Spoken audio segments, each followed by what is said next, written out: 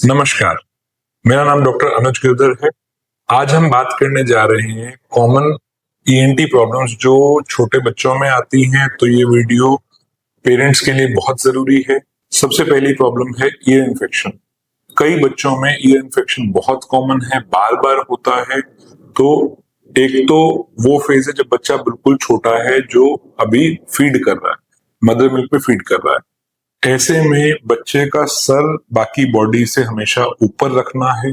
उससे ये होगा कि जो दूध बच्चा पी रहा है वो सीधा पेट की तरफ जाएगा, वो उल्टा नाक में और कान में जाके इन्फेक्शन नहीं करेगा। दूसरी चीज हमें ये ख्याल रखनी है कि बच्चे को दूध पिलाने के बाद लिटाने से पहले अच्छे से थपकी देके डकार दिलाना है। अगर डकार आ गया मतलब दूध पेट में उतर चुका है, वो वापस उल्टा नहीं आएगा। डकार नहीं आया और लिटा दिया तो फिर वही रिस्क है कि वो दूध वापस आके नाक और कान में इन्फेक्शन करेगा। तीसरी चीज ये है कि बच्चों के कान साफ नहीं करने, ईयरबड से कोशिश नहीं करनी साफ करने की। अगर हमें मैल दिख भी रही है तो वैक्स सॉल्वेंट जो ड्रॉप्स आती हैं वो डालते रहिए, धीरे धीरे करके निकल जाएगी। और अगर फिर भी नहीं निकलती तो आसपास ईएनटी सर्जन को जाकर दिखाइए, उनसे क्लीन कराइए। चौथी चीज ये है कि कोई भी नया पैदा बच्चा है, सरकार बोलती है उनकी सुनाई की जांच होनी चाहिए। छोटे बच्चे बता नहीं सकते, मगर एक बेसिक जांच होती है, ओएई बोलते हैं, ऑटोकाउस्टिक एमिशन। उसमें एक मशीन लगाते हैं, वो अपने आप नाप लेती है कि बच्चे की सुनाई ठीक बनी है कि नहीं बनी। कायदे से हर नए पैदा बच्चे की ये जांच पहले 6 महीने में होनी चाहिए। फिर आता है कि जितना हो सके माँ का दूध पिलाना है, उससे बच्चे की इम्यूनिटी अच्छी रहती है। और पहले 6 महीने ऊपर से बाहर की कोई चीज, पानी वगैरह नहीं देना है बच्चे को। अगला आता है कान को सूखा रखना है, कान में पानी नहीं जाने देना। अगर पानी गया है तो उसको बाहर से हल्का हाथ से नैपकिन से क्लीन कर दीजिए। अगर बच्चे को नहलाया है, स्विमिंग पूल में गया था, तो उसके बाद बाहर बाहर से क्लीन कर दीजिए। फिर आता है कि बच्चे को अगर हल्का सा भी खांसी जुकाम लग रहा है तो उसको टाइमली ट्रीट करो, ताकि वो इन्फेक्शन नाक और गले से कान की तरफ ना असेंड करे। अगर घर में कोई स्मोक करता है तो बच्चे को सेकेंड हैंड स्मोक से स्ट्रिक्टली बचा के रखना है, वो इम्यूनिटी को बहुत हार्म करता है। दूसरी चीज जो बच्चों में बहुत कॉमन है वो है एडिनॉइड हाइपरट्रॉफी। एडिनॉइड यहाँ पे पीछे ग्रंथि होती है नाक के अंत में, जो मास कई बार बढ़ जाता है। एलर्जिक बच्चों में ज्यादा चांस है, और पोल्यूशन के रहते आजकल सब में रिस्क बढ़ गया है। ऐसे में बच्चे में सिम्टम क्या होंगे? कोई दर्द नहीं होगा, बच्चा रात को मुंह खोल के सो रहा होगा, दिन में भी बच्चे का हल्का मुंह खुला रहेगा, बच्चे को नाक से सांस कम आएगा, नाक में जो रोज का बलगम बनता है वो नाक से बार बार बहता रहेगा। हो सकता है बार बार कान में इन्फेक्शन होता रहे। उसका एक बहुत कॉमन कारण ये होता है कि नाक के पीछे एडनॉइड का मास बढ़ा हुआ है। अगर अपने बच्चे को इनमें से कोई भी लक्षण है तो आप एडनॉइड की 2 नंबर वीडियो देख सकते हैं। तीसरी कॉमन दिक्कत आती है बच्चों में टॉन्सिल की। टॉन्सिल यहाँ पे 2 ग्रंथियां होती हैं जो वैसे तो इन्फेक्शन से बचाने के लिए होती हैं, मगर कई बार खुद इन्फेक्शन का घर बन जाती हैं। ऐसे में बच्चे को गले में बार बार दर्द आता है, हो सकता है साथ में बुखार भी आए। अगर 1-2 बार साल में नॉर्मल है बचपन में, बट अगर हर 15-20 दिन महीने में बच्चे को दिक्कत आ रही है तो हमें इसको सीरियसली लेना है।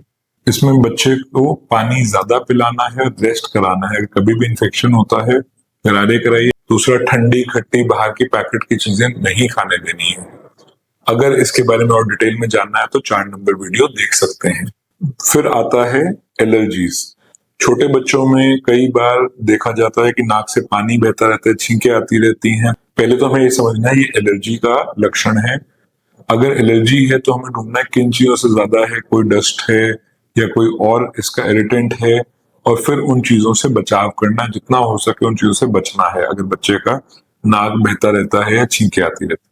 अगली प्रॉब्लम जो बच्चों में आती है कि कई बार सोते हुए सांस की आवाज आ रही है, सो ढंग से नहीं पा रहे, नींद प्रॉपर नहीं आ रही है। वो इसलिए भी होती है कि बच्चों की नाक बंद है। सबसे कॉमन कारण इसका होता है कि एडनॉइड की गांठ जो है, एडनॉइड का मांस है, वो बढ़ा हुआ है। अगर ऐसा है तो उसके लिए प्रॉपर चेकअप की जरूरत होती है। एक बेसिक एक्सरे से भी आइडिया लग जाता है। अगली चीज जो सबसे कॉमन प्रॉब्लम आती है वो है फॉरेन बॉडी। फॉरेन बॉडी यानी कि बाहर की कोई भी चीज। हमारे पास रोज कोई ना कोई बच्चा आता है जो बाहर से कोई पेंसिल का रबड़ डाल लिया, कोई अपना कागज का टुकड़ा डाल लिया, कोई बटन बैटरी डाल ली, या कोई मोती सा था कपड़ों पे लगा वो डाल लिया। कान में, नाक में या निगल के। कान नाक में होगा तो फंस जाएगा, उसको जल्द से जल्द दिखाना है। अगर कई बार हमें बच्चा डाल लेता है, पता नहीं चलता है, बच्चा बताता नहीं है, तो इसका पहला लक्षण होगा कि कान में बच्चा दर्द बोलेगा, कई बार कान में से पस आना शुरू हो सकता है।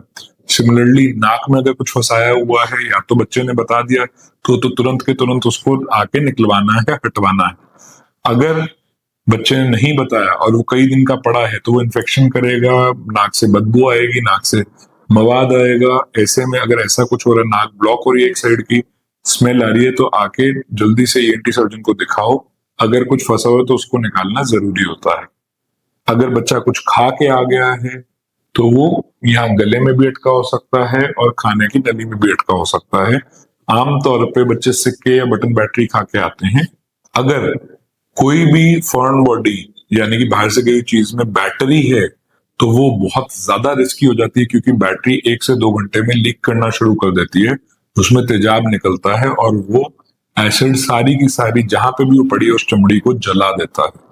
तो अगर कोई फॉरेन बॉडी गई है उसको निकलवाना है, और अगर बैटरी है तो उसको जल्द से जल्द हॉस्पिटल जाके निकलवाना है। अगली प्रॉब्लम आती है बच्चों में स्पीच डिले की। बच्चा लेट बोलना शुरू करता है। स्पीच डिले में मेजर कारण, सबसे ज्यादा कारण होता है कि बच्चे को सुनाई ठीक नहीं दे रहा। जो हमने पहले बात की थी कि पैदा होते ही सुनाई की जांच होनी चाहिए, वो इसमें हेल्प करता है। अगर हमें पहले ही पता चल जाए तो टाइमली उसका ट्रीटमेंट पॉसिबल। अगर बच्चे को कोई इन्फेक्शन है जिसकी वजह से ऊंचा सुनाई दे रहा है तो बच्चे को जितना सुनाई देगा वो उतना ही बोल पाएगा। आप ये बात बेसिक समझिए कि हरियाणा में रहने वाला बच्चा हरियाणवी बोलनी सीख जाता है, बिहार वाला बिहारी सीख जाता है। ऐसा इसलिए क्योंकि जो बच्चा सुनेगा वो बच्चा वही बोल पाएगा। अगर बच्चा रो पा रहा है, रोने की आवाज आ रही है, मामा बाबा बोल पा रहा है, तो इसका मतलब बोलने का यंत्र उसका ठीक बना है, गला उसका ठीक है। प्रॉब्लम कहाँ आ रही है कि बच्चे को सुनाई कुछ नहीं दे रहा, इस वजह से बोल नहीं पा रहा। 90% केसेस में कारण यही है कि बच्चे को सुनाई ठीक नहीं देता। अगर वो इन्फेक्शन से है तो उसका इलाज कराना है, अगर कान में पस भर गया है तो उसका इलाज कराना है, अगर बचपन से सुनाई नहीं देता, सुनाई का मैकेनिज्म ठीक नहीं बना, नस नहीं बनी,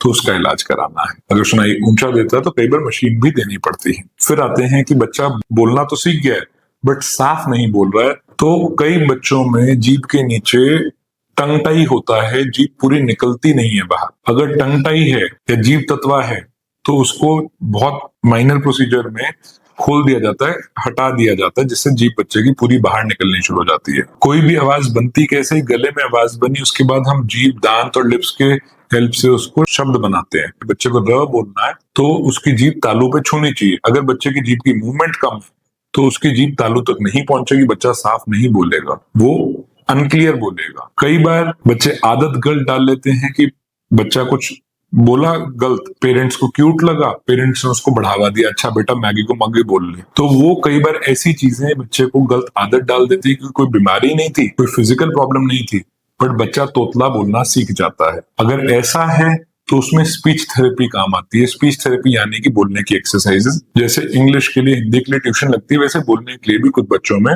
ट्यूशन लगानी पड़ती है ताकि बच्चा साफ और क्लियर बोलना सीख सके। फिर कुछ बच्चे स्टटर करते हैं, यानी अटक के बोलते हैं, हकला के बोलते हैं, उसमें भी सिमिलर सी चीज है।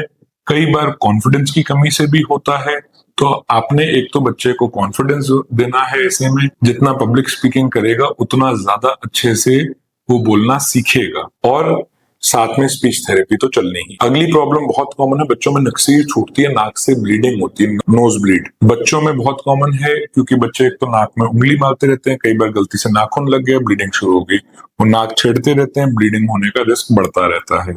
अगर एलर्जीज हैं तो उनका और ज्यादा मन करता है कि नाक को ऐसे करते रहें, उससे भी अगर कोई ब्लीड पहले हुई है तो वो वापस शुरू होने का रिस्क रहता है।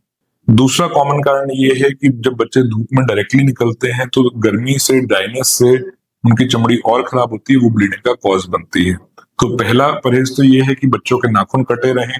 दूसरा परहेज ये है कि नाक में दवाई आती है, चिकनी ऑयली लिक्विड पैराफिन आती है, या घर पे तेल वगैरह डाल सकते हैं, उससे नाक गीला रहेगा, ड्राइनेस नहीं होगी तो ब्लीडिंग नहीं होगी। कोशिश कीजिए दवाई डालिए, घर का तेल वगैरह इन्फेक्शन कर सकता है।